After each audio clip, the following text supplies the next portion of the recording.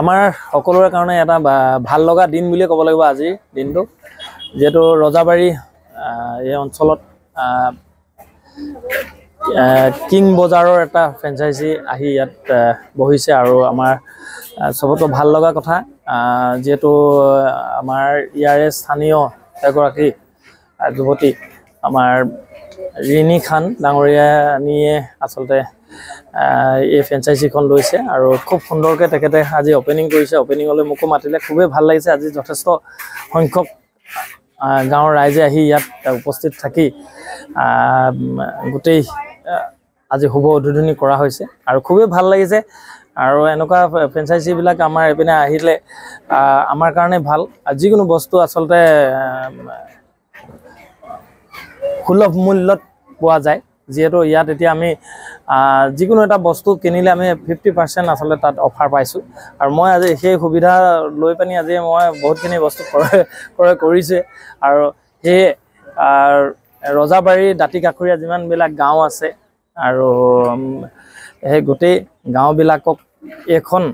ফ্ৰেঞ্চাইজিয়ে আচলতে কভাৰ কৰিব বুলি আমি আশা ৰাখিছোঁ অনাগত দিনত সকলোৰে কাৰণে এখন কিং বজাৰে গোটেই ৰাইজৰ কাৰণে সুবিধা বজাৰ কৰিবৰ কাৰণে বহুত সুবিধা হ'ব বুলি মই আশা ৰাখিছোঁ আৰু ব্যৱসায় বাণিজ্য উন্নত হ'ব বুলি মই আশা ৰাখিছোঁ আৰু এই সুযোগতে কিং বজাৰৰ গোটেই পৰিয়ালবৰ্গলৈ বহুত আন্তৰিক শুভকামনা যাচিছোঁ ধন্যবাদ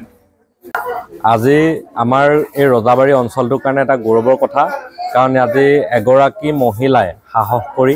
কিং বজাৰৰ ফ্ৰেঞ্চাইজি লৈছে আৰু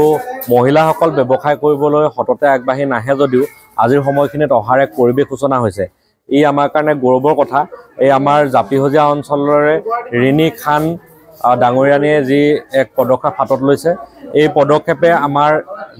ৰজাবাৰী দাঁতিকাষৰীয়া অঞ্চল আমাৰ থাউৰা জিকাকটা নাওহলীয়া কৈবৰ্ত দলনি জাপিহজীয়া